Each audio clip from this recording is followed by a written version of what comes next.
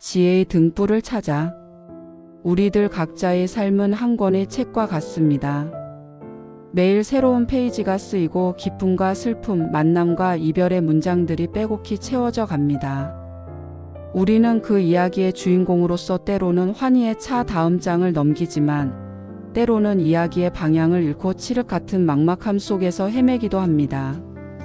나는 누구인가? 어디에서 와서 어디로 가는가? 이 삶의 의미는 무엇인가? 이 근원적인 질문들 앞에서 우리는 한없이 작아지곤 합니다.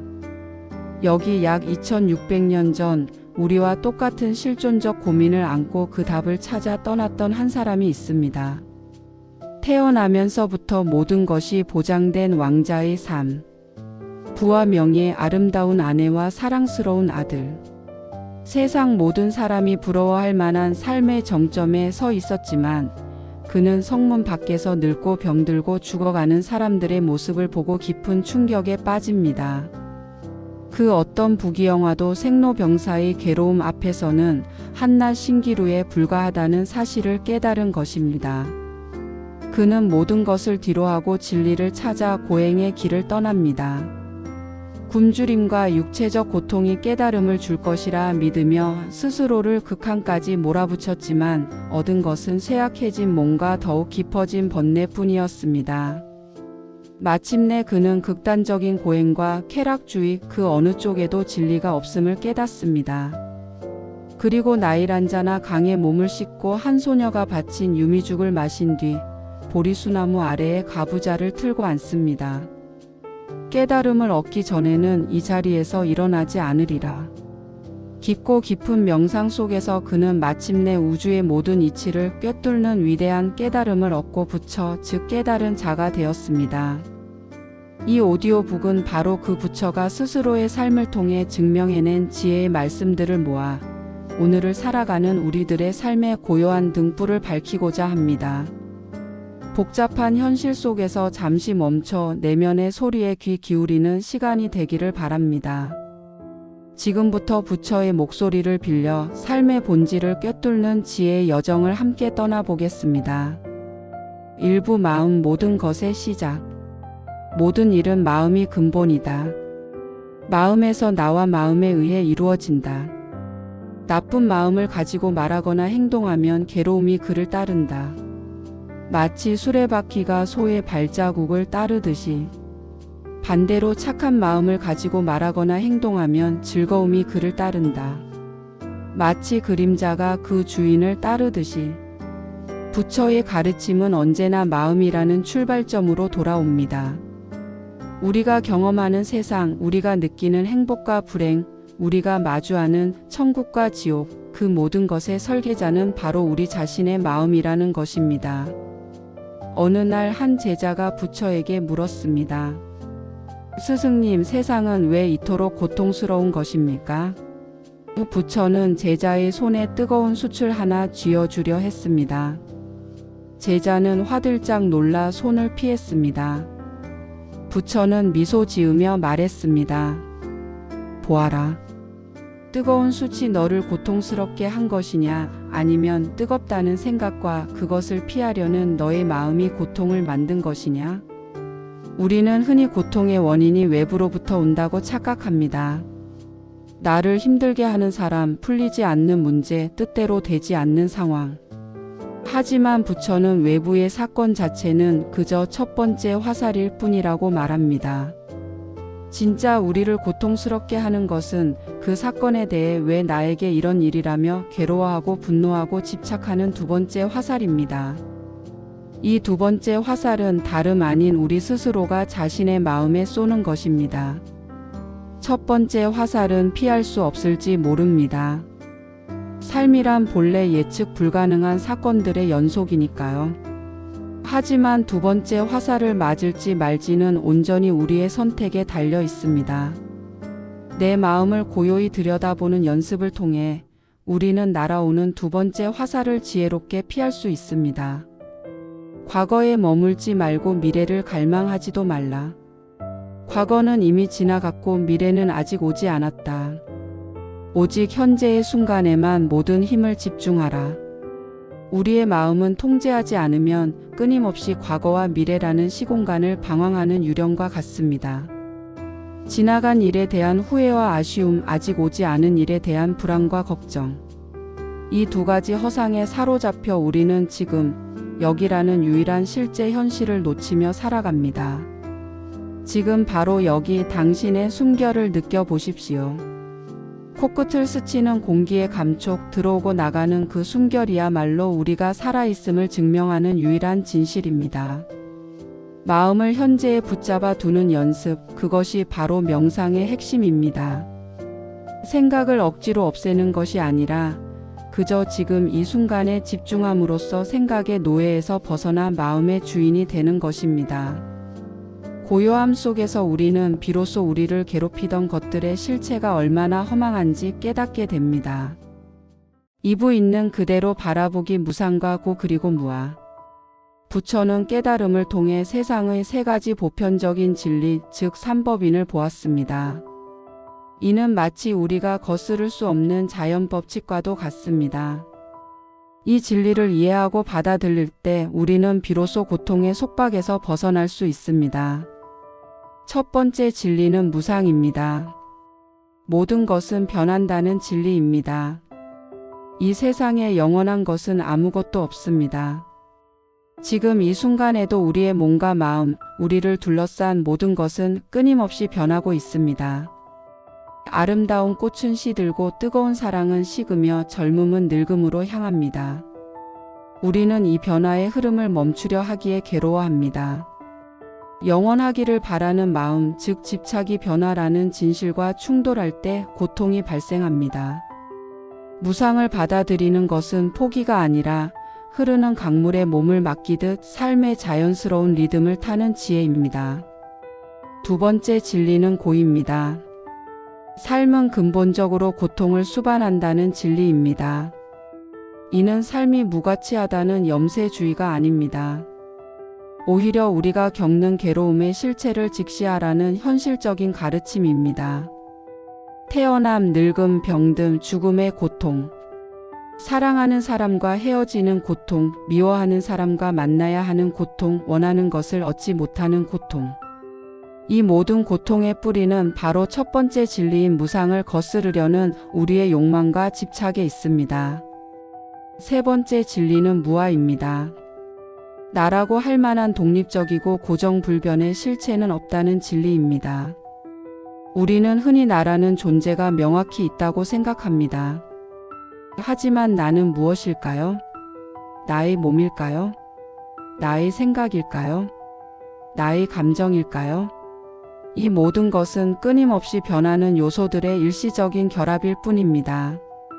나와 내 것이라는 강한 생각에 사로잡힐 때 우리는 이기심과 아집에 빠져 세상과 불화하게 됩니다. 내가 없음을 깨달을 때 우리는 비로소 나라는 감옥에서 벗어나 세상 만물과 연결된 자유로운 존재가 될 수 있습니다. 이 세 가지 진리는 우리를 좌절시키기 위한 것이 아닙니다. 오히려 헛된 환상에서 깨어나 삶의 진짜 모습을 보게 하는 지혜의 눈입니다. 변화하는 것을 변화하는 그대로, 고통의 실체를 있는 그대로, 나라는 집착의 허상을 그대로 볼 수 있을 때 우리는 비로소 진정한 평화에 이를 수 있습니다.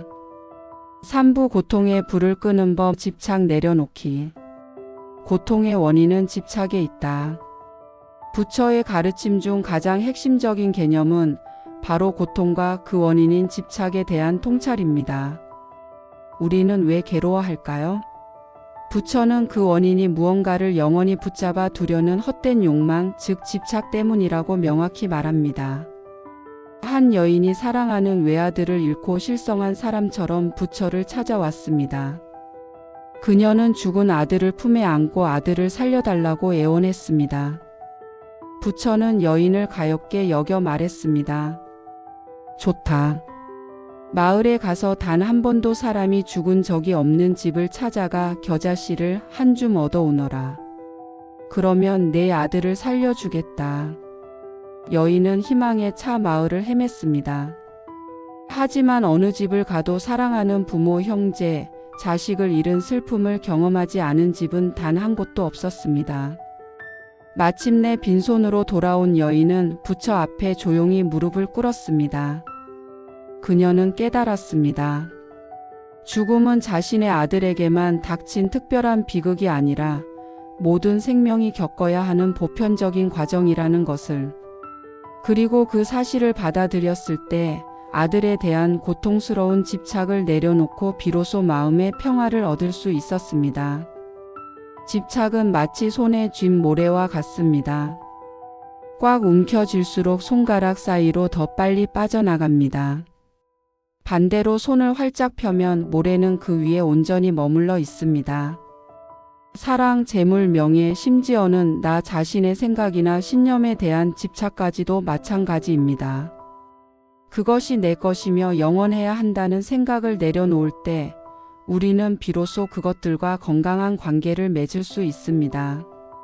집착을 놓아준다는 것은 모든 것을 포기하고 무기력하게 사는 것이 아닙니다. 오히려 변화의 흐름을 자연스럽게 받아들이고 매 순간 최선을 다하되 결과에 얽매이지 않는 자유로운 마음을 갖는 것입니다.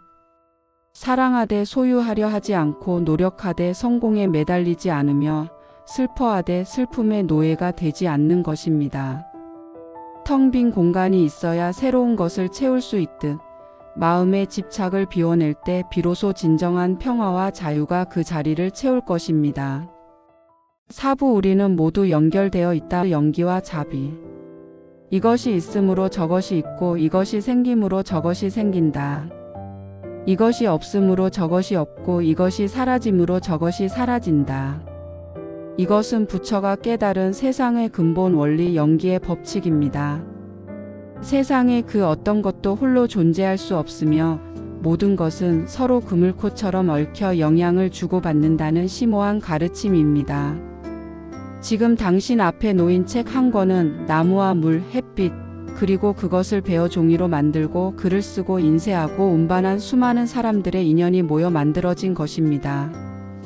이렇듯 나라는 존재 역시 부모님, 친구, 사회, 그리고 우리가 숨쉬는 공기와 마시는 물, 자연의 모든 것들과의 관계 속에서만 존재할 수 있습니다. 나는 독립된 실체가 아니라 거대한 관계의 그물망 속에 있는 한 점인 것입니다. 이 연기의 법칙을 깊이 이해하면 우리는 더 이상 남을 미워하거나 원망할 수 없게 됩니다. 나에게 상처를 준 그 사람 역시 그 사람을 둘러싼 수많은 원인과 조건들이 모여 지금의 모습이 된 것입니다. 그의 불행한 유년 시절 그가 겪었을 고통을 헤아리게 될 때 미움과 분노는 연민으로 변하게 됩니다. 또한 우리는 우리의 행동이 어떤 결과를 낳는지 깊이 성찰하게 됩니다. 이것이 바로 업, 즉 카르마의 법칙입니다. 업은 숙명이나 운명이 아니라 의도를 가진 행위와 그 결과를 의미합니다. 선한 의도를 가진 말과 행동은 선한 결과를 낳고 악한 의도를 가진 말과 행동은 악한 결과를 낳습니다. 결국 현재의 나는 과거 내 행동의 결과이며 미래의 나는 현재 내 행동에 의해 만들어집니다. 이 모든 존재가 연결되어 있다는 깨달음은 자연스럽게 자비의 마음으로 이어집니다. 자비는 모든 생명 있는 것들의 행복을 바라는 자의 마음과 그들의 고통을 함께 아파하고 덜어주려는 비의 마음입니다. 이는 동정과는 다릅니다. 동정은 위에서 아래를 내려다보는 시선이지만 자비는 나와 남이 다르지 않다는 깊은 이해에서 비롯된 수평적인 공감입니다. 부처는 말했습니다. 1000개의 초는 하나의 초에서 불을 붙일 수 있으며 그 하나의 초의 생명은 짧아지지 않는다. 행복은 나누어도 결코 줄어들지 않는다. 타인의 행복을 진심으로 기뻐해주고 타인의 고통을 나의 고통처럼 여기는 자비의 마음을 실천할 때 이기적인 나라는 감옥의 벽은 허물어지고 우리는 비로소 세상과 하나가 되는 충만한 기쁨을 누릴 수 있습니다. 오부 깨달음으로 가는 길 8정도. 그렇다면 이 지혜로운 가르침들을 어떻게 우리의 구체적인 삶 속에서 실천할 수 있을까요? 부처는 깨달음이 저 멀리 있는 특별한 경지가 아니라 매일의 삶 속에서 꾸준히 닦아나가야 할 길이라고 말했습니다. 그 길을 8가지로 나누어 제시했으니 바로 8정도입니다. 이는 괴로움의 소멸로 이끄는 가장 구체적이고 실천적인 수행 방법입니다. 첫째, 바르게 보기입니다. 이는 세상과 삶을 있는 그대로 올바르게 이해하는 지혜입니다. 모든 것은 변하고 고통의 원인은 집착에 있으며 나라는 고정된 실체는 없고 모든 것은 서로 연결되어 있다는 진리를 바로 보는 것입니다. 올바른 견해는 모든 실천의 기초가 되는 등대와 같습니다. 둘째, 바르게 생각하기입니다. 바른 견해를 바탕으로 올바른 생각을 하는 것입니다. 탐욕과 성냄, 어리석음에서 벗어나 자비롭고 평화로운 생각, 모든 것을 내려놓으려는 생각을 하는 것입니다. 생각은 말과 행동의 씨앗이므로 생각의 밭을 잘 가꾸는 것이 중요합니다. 셋째, 바르게 말하기입니다. 올바른 생각은 올바른 말로 표현됩니다. 거짓말, 험한 말, 이간질하는 말, 쓸데없이 꾸며대는 말을 하지 않는 것입니다. 대신 진실하고 부드러우며 사람들을 화합시키고 이로운 말을 하는 것입니다. 말 한마디는 사람을 살릴 수도 죽일 수도 있는 강력한 힘을 지녔습니다. 넷째, 바르게 행동하기입니다. 올바른 말은 올바른 행동으로 이어집니다. 살아있는 생명을 해치지 않고 훔치지 않으며 음란한 행위를 하지 않는 등 건전하고 윤리적인 행동 규범을 지키는 것입니다. 다섯째, 바르게 생활하기입니다.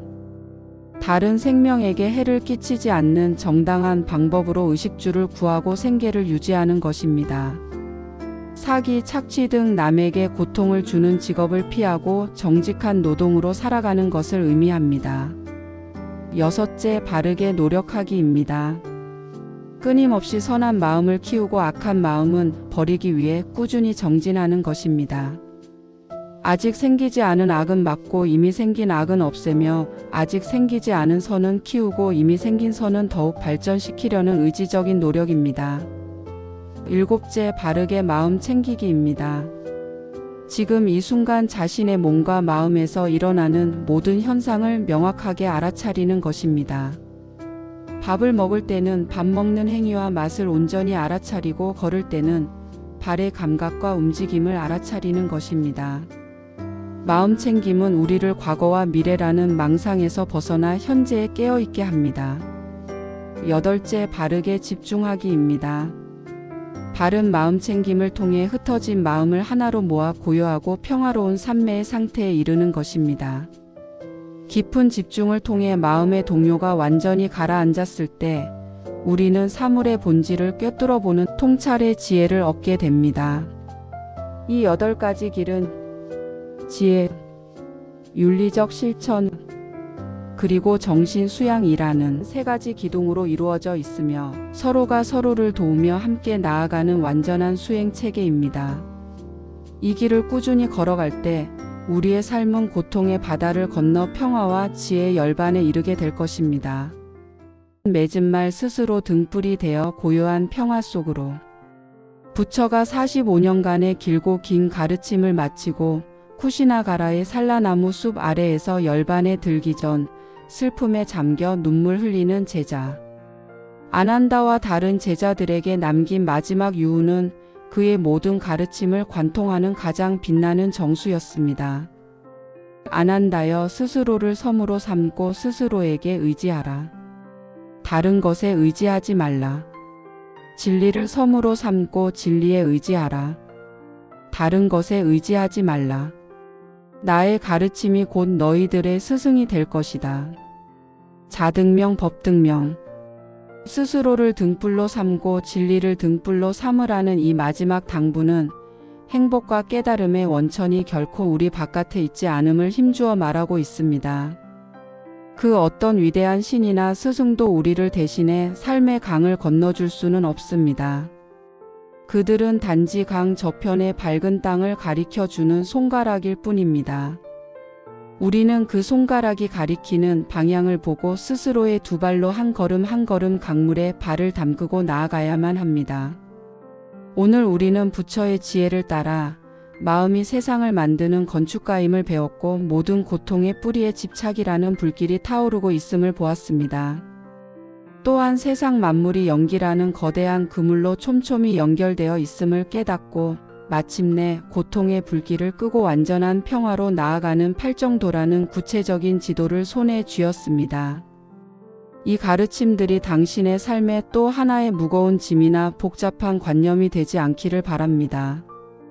부처는 자신의 가르침을 강을 건너는 뗏목에 비유했습니다. 뗏목의 목적은 오직 강 이편의 고통에서 저편의 평화로 우리를 실어 나르는 데 있습니다. 강을 다 건넜다면 우리는 그 고마운 뗏목을 강가에 남겨두고 가벼이 자신의 길을 가야 합니다. 지혜롭지 못한 자는 그 뗏목이 너무나 소중하여 머리에 이고 길을 떠나려 할 것입니다. 부처의 가르침조차도 집착의 대상이 되어서는 안 된다는 깊은 뜻입니다. 그러니 이제 이 모든 가르침을 잠시 내려놓고 고요히 당신의 내면으로 돌아가 보십시오. 가능하시다면 잠시 눈을 감고 당신의 존재를 증명하는 유일한 진실인 당신의 호흡에 귀 기울여 보십시오. 숨이 들어옵니다. 온 우주의 생명 에너지가 당신의 몸 안으로 들어오는 순간입니다. 숨이 나갑니다. 당신 안에 낡고 무거운 기운들이 세상 밖으로 나가는 순간입니다. 지나간 과거에 대한 후회도 아직 오지 않은 미래에 대한 불안도 그저 하늘을 흘러가는 구름처럼 강물을 스쳐가는 바람처럼 그저 바라보십시오. 붙잡지도 밀어내지도 마십시오. 그저 그것들이 존재함을 알아차리고 부드럽게 떠나보내십시오. 당신의 삶이라는 책을 한번 펼쳐 보십시오. 거기에는 기쁨으로 가득했던 빛나는 장도 슬픔과 절망으로 얼룩진 어두운 장도 있을 것입니다.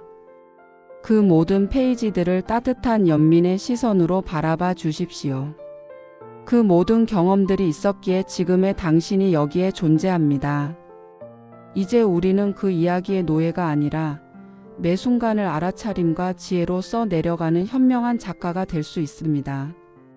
당신 내면의 고요한 중심에서 부처가 말한 스스로의 등불이 희미하게 빛나고 있음을 느끼게 될 것입니다. 그 등불은 본래부터 그곳에 있었습니다. 탐욕과 분노와 어리석음이라는 먼지에 덮여 잠시 그 빛을 잃었을 뿐입니다. 우리가 배운 지혜와 자비의 실천은 바로 그 등불의 먼지를 닦아내는 행위와 같습니다. 그렇게 닦아낸 당신의 등불이 먼저 당신 자신의 길을 환히 비추기를 바랍니다. 그리고 그 빛이 조금 더 밝아져 당신의 소중한 가족과 이웃의 길을 비추기를 바랍니다.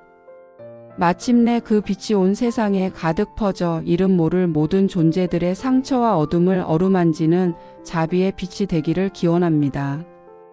결국 마지막에 남는 것은 세 가지다. 얼마나 깊이 사랑했는가, 얼마나 충만하게 살았는가, 그리고 얼마나 너그럽게 포기해야 할 것들을 놓아주었는가. 당신의 삶이 자비로운 사랑과 깨어있는 충만함, 그리고 지혜로운 너그러움으로 가득하기를 기원하며 이 고요한 울림이 당신의 마음에 오래도록 머물기를 바랍니다. 지금까지 고요한 울림 부처의 지혜, 삶의 본질을 꿰뚫다였습니다. 당신의 모든 순간이 평화롭기를 바랍니다. 지금까지 실버라이프였습니다. 여러분의 구독과 좋아요는 영상을 제작하는 데 큰 힘이 됩니다. 감사합니다.